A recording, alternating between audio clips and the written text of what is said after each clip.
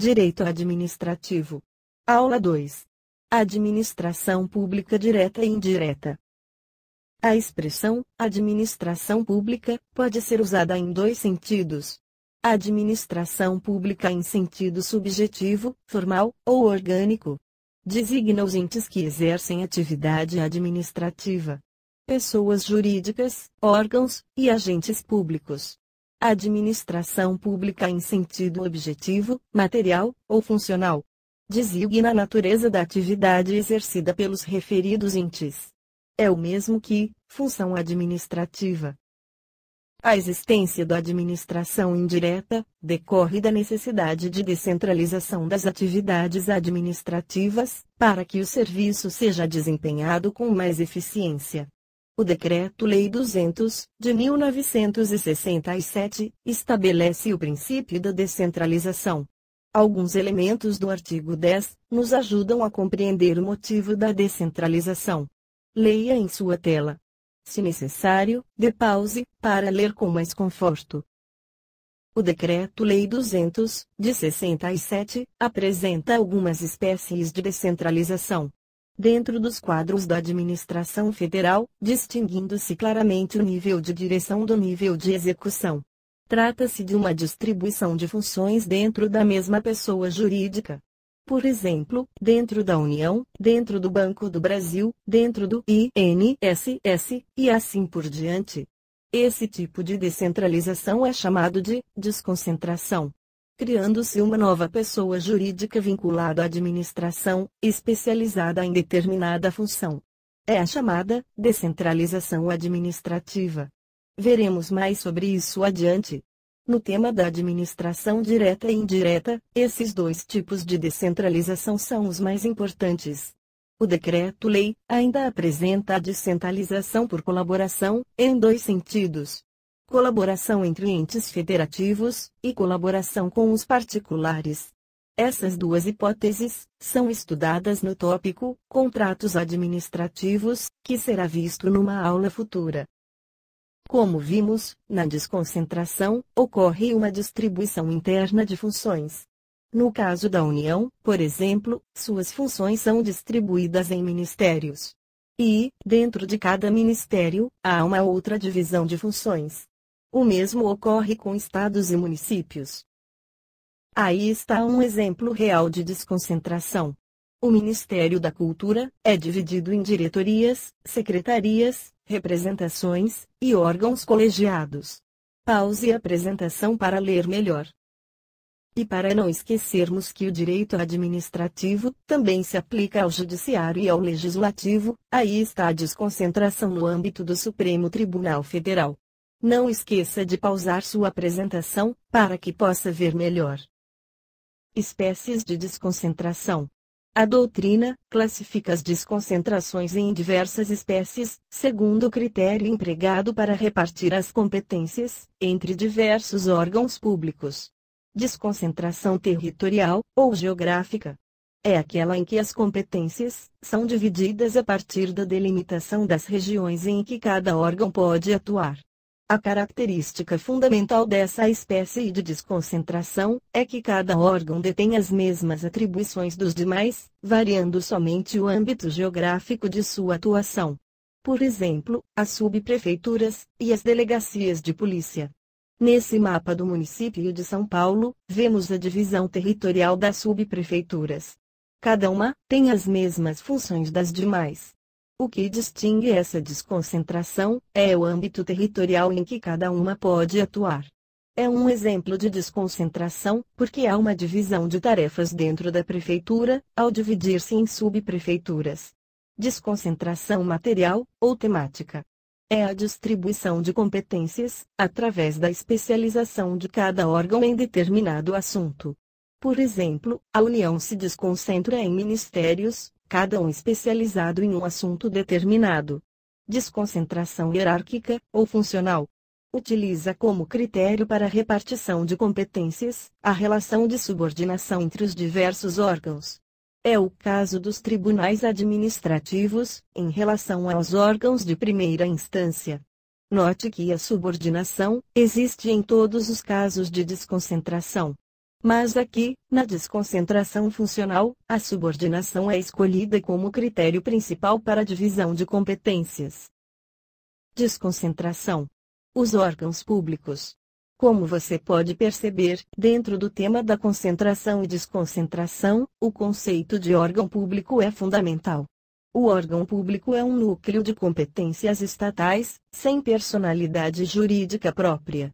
É por isso que a lei define órgão público como unidade de atuação integrante da estrutura da administração.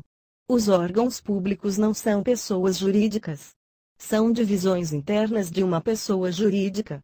Por isso, também recebem o nome de repartições públicas. Como não possuem personalidade jurídica própria, não podem ser acionados judicialmente.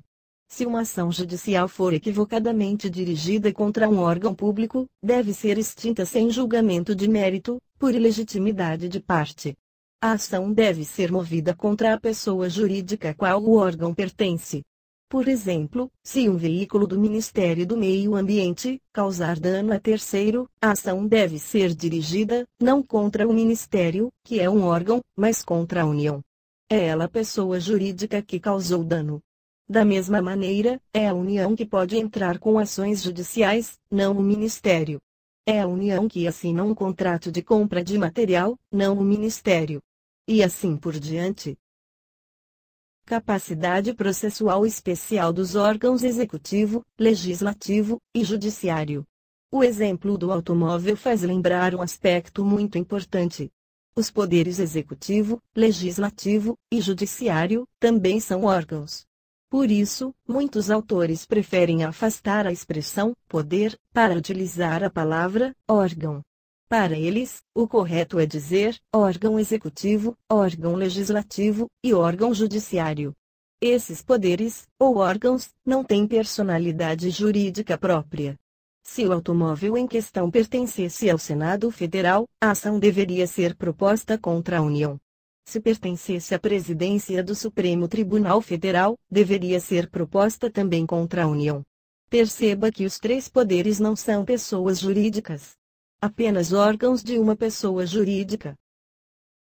No entanto, a doutrina e a jurisprudência reconhecem que esses órgãos são dotados de capacidade processual especial. Essa capacidade restringe-se basicamente à possibilidade de tais órgãos realizarem a defesa de suas prerrogativas em juízo, especialmente em se tratando de mandado de segurança. Deixando de lado a desconcentração, vamos falar agora da descentralização administrativa. Como foi dito antes, na descentralização, ocorre a criação de uma nova pessoa jurídica, com a missão de desempenhar uma função específica. Assim, a União, os Estados, o Distrito Federal, ou os municípios, decidem, através de seu poder legislativo, criar uma nova pessoa. São 4 as espécies de pessoas jurídicas que podem ser criadas. Autarquias, como é o caso das agências reguladoras. Fundações, como a Biblioteca Nacional. Empresas públicas, como por exemplo a Caixa Econômica. E sociedades de economia mista, como é o caso do Banco do Brasil. Existem alguns termos que você precisa saber aqui. As pessoas jurídicas que possuem poder legislativo, e que criam as demais, são chamadas de administração direta, ou também de pessoas políticas. São chamadas de pessoas políticas porque possuem poder legislativo. As entidades criadas por elas são chamadas de administração indireta, pessoas administrativas, ou também de entidades vinculadas. Características gerais das entidades descentralizadas. Personalidade jurídica própria. Para que possam desenvolver suas atividades, as entidades da administração indireta são dotadas de personalidade. Consequentemente, podem adquirir direitos e assumir obrigações, por conta própria, não necessitando das pessoas políticas. Autonomia administrativa. Possuem uma vida administrativa independente da pessoa política. Podem planejar e executar suas atividades com independência.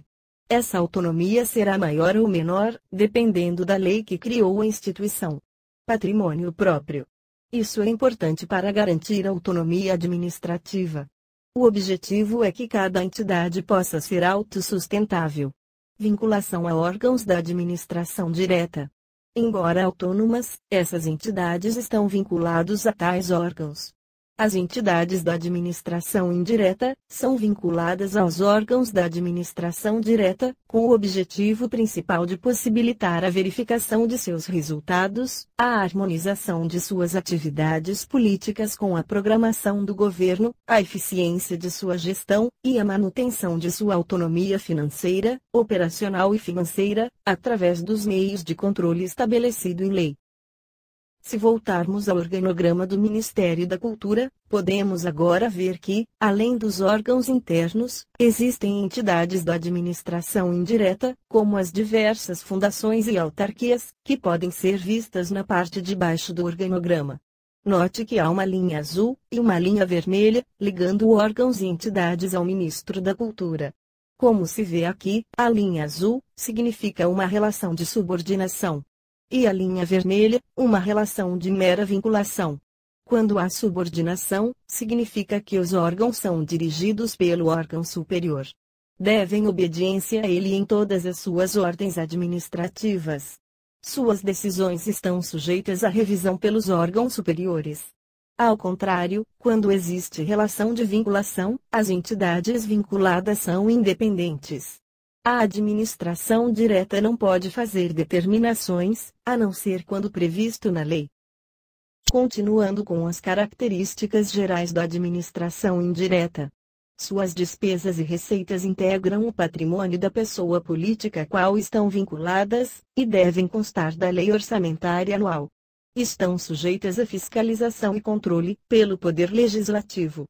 Estão sujeitas a controle pelos tribunais de contas.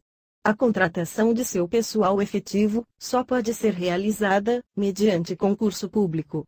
Está vedada a acumulação remunerada de cargos e empregos, como estudaremos mais adiante.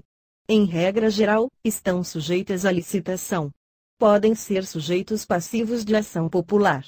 Possuem legitimidade ativa para propor ação civil pública.